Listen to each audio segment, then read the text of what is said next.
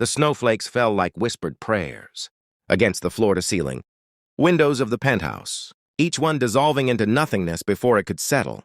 Marcus Chen stood motionless, his reflection ghost-like in the glass, watching the city below transform into a winter wonderland, while his own world remained frozen in time. 42 years old, worth more than most people could earn in 10 lifetimes.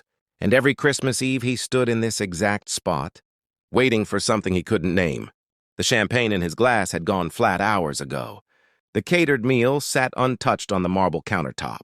The silence in his luxury apartment wasn't peaceful.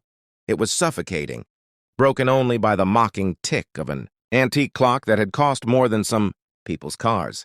This was his tradition now, this lonely vigil, this annual reminder that success and happiness were not the same currency. But tonight everything was about to change. Tonight a knock on his door would shatter the carefully constructed walls around his heart, and two strangers would teach him what it meant to truly be wealthy. Marcus hadn't always been alone. There were years when Christmas meant something, when his mother would hum carols in their cramped apartment kitchen, when the smell of her homemade dumplings could make him forget they were poor. She died when he was 19, leaving him with nothing but her worn photo and a fierce determination to never be helpless again. He'd built his tech empire from a college dorm room, working 100-hour weeks, sacrificing friendships and relationships on the altar of ambition. Now, as CEO of one of the fastest-growing companies in Silicon Valley, he had everything except what mattered. The knock came at 8:47 p.m., sharp and hesitant. Marcus frowned. The doorman knew better than to let anyone up unannounced. He set down his glass and crossed the expansive living room, his bare feet silent on the heated floors. Through the peephole he saw them, a woman in her early 30s, her coat threadbare despite the bitter cold, and a little girl no more than 7, clutching something wrapped in newspaper. "I'm so sorry to bother you," the woman said the moment he opened the door, her breath forming small clouds in the hallway. Her voice carried the weight of desperation trying to masquerade as confidence. "I'm Sarah Mitchell. This is my daughter, Emma. We were staying with my sister in 3B, but she had an emergency and had to leave town. The building management says we can't stay without her, and all the shelters are full because of the holiday." Marcus should have closed the door. He'd heard every sob story, every pitch, every scheme. In his position, you learned to spot manipulation. But something stopped him. Maybe it was the way the little girl's eyes were fixed on the floor, shame already teaching her to make herself small. Maybe it was the way her mother's hands trembled. Not from cold, but from the humiliation of having to beg. "Please," Sarah continued, her voice cracking. "I'm not asking for money. I have a little. I just need somewhere warm for Emma tonight, just until morning. I'll sleep in the hallway if I have to, but she's been coughing and Her composure finally shattered. "I can't let her spend Christmas Eve on the street." Emma looked up then, and Marcus felt something shift in his chest.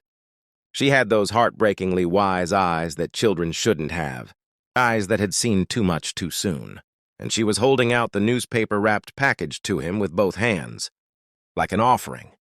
"We brought you this," Emma said softly. "Mama said we can't come to someone's house without a gift. She made it." Marcus took the package automatically. Inside was a knitted scarf, the stitches uneven but clearly made with care. It was the deep blue of a winter midnight. "I used to sell them at craft fairs," Sarah explained, her cheeks flushed. "Before I lost my job at the hospital. The insurance company I was working for downsized. I've been applying everywhere, but no one's hiring during the holidays. And my unemployment ran out. And—" She stopped herself, squaring her shoulders.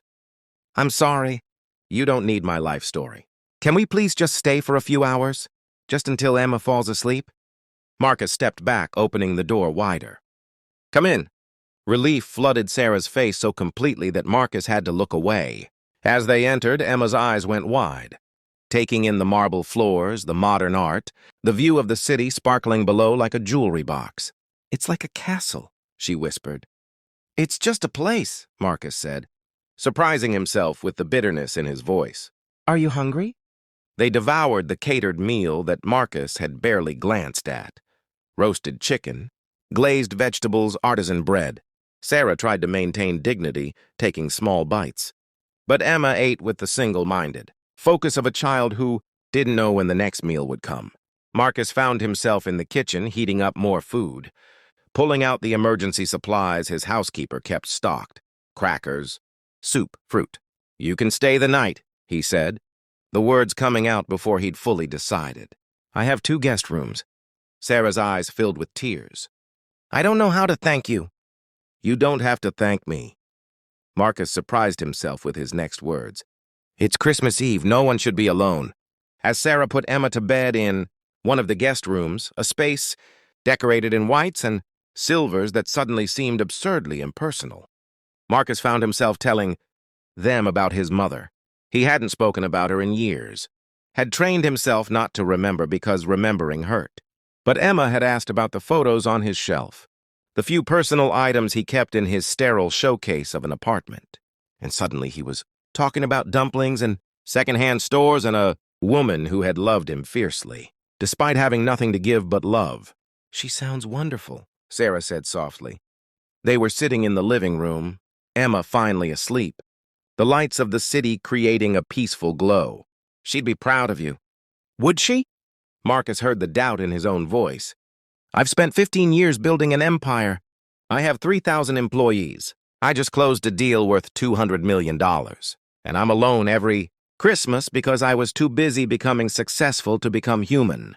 Sarah was quiet for a moment. "My husband died 3 years ago," she said finally. "Stroke." He was 31. One day we were planning Emma's 5th birthday party, and the next day I was planning his funeral. I spent a year being angry at God, at the universe, at him for leaving us. I stopped seeing friends, stopped going to church, stopped being Emma's mom in any way that mattered. She wiped her eyes. One night Emma came into my room. I was just lying there in the dark, and she climbed into bed and said, "Mama, we have to be brave together now." She was 6 years old. 6. And she was braver than me. That's when I realized I had a choice. I could let grief make me small and bitter, or I could honor his memory by being present for every moment I still had with her. "We don't have much, Mr. Chen. We don't have a home right now. But we have each other, and we have tomorrow. And those are riches that no one can take away." Marcus felt something crack inside him, a shell he'd built so carefully around his heart. "Marcus," he said. "Please call me Marcus." They talked until midnight, until Christmas Day arrived with its promise of new beginnings. Sarah told him about her dreams of becoming a nurse, about Emma's love of drawing, about the kindness of strangers who had helped them along the way.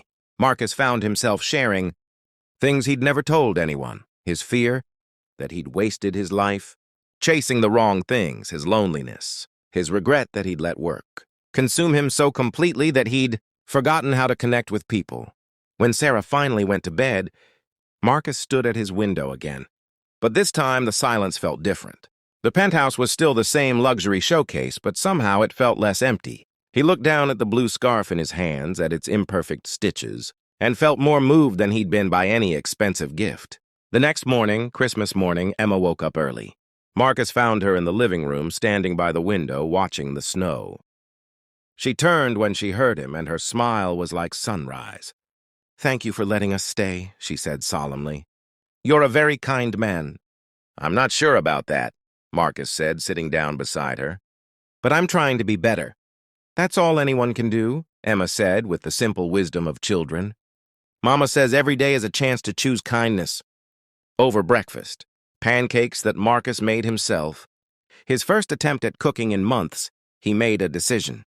"Sarah, what if I told you I'm hiring?" She looked up, guarded hope in her eyes. "For what?"